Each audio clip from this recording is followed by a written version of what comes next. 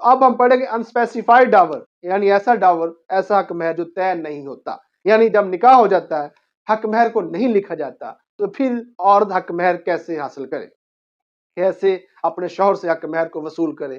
Unspecified ڈاور جسے proper ڈاور بھی کہا جاتا ہے، جسے مہر مثل بھی کہا جاتا ہے، یہ جب حق مہر نکاح نامے میں مینشن نہ ہو تو پھر اس کا مطلب یہ نہیں ہوتا کہ عورت جو ہے، جو بیوی ہے، وہ حق مہر سے محروم ہو گئی ہے۔ پھر بھی یہ شوہر کی ذمہ داری ہوتی ہے کہ وہ اپنی بیوی کو حق مہر جو ہے وہ دے۔ لیکن اب یہاں پہ یہ صورتحال پیدا ہوگی، کتنا، چونکہ مقرر تو ہوا نہیں، طے تو ہوا نہیں، تو اب اس کی بیوی کو کتنا حق مہر دیا جائے۔ تو صورتحال میں دیکھا جاتا ہے، وہ یہ دیکھا جاتا ہے کہ جو شوہر جو ہے، اس کی جو بیوی ہے، اس کے جو بہنوں کے لیے کتنا حق مہر متعین کیا گیا تھا، یا اس کی جو پھپھی ہے، بیوی کی جو پھپھی ہے، یعنی اس کے باپ کی جو بہن ہے، اس کے لیے کتنا حق مہر متعین کیا گیا تھا، ان کو دیکھا جاتا ہے۔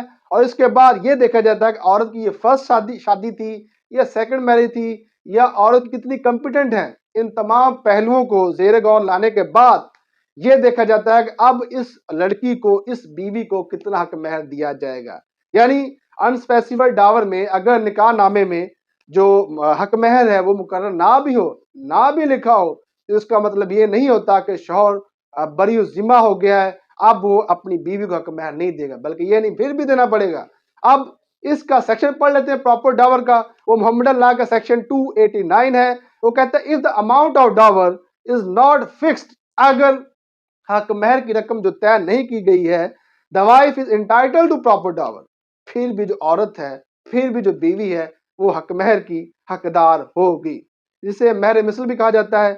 Even if the marriage was contracted, حتیٰ کہ شادی ہے، اس کا کانٹریکٹ کیا گیا ہے آن دی ایکسپریس کنڈیشن، اس واضح شرط پر that he should not claim any dower, کہ اس کی وہ جو لڑکی ہے، وہ جو بیوی ہے، حق مہر کا کلیم نہیں کرے گی۔ اگر یہ واضح شرط بھی لکھی ہو تو پھر بھی دینا پڑے گا، یہ نہیں کہ حق مہر سے اس لڑکی کو محروم کر دیا جائے گا۔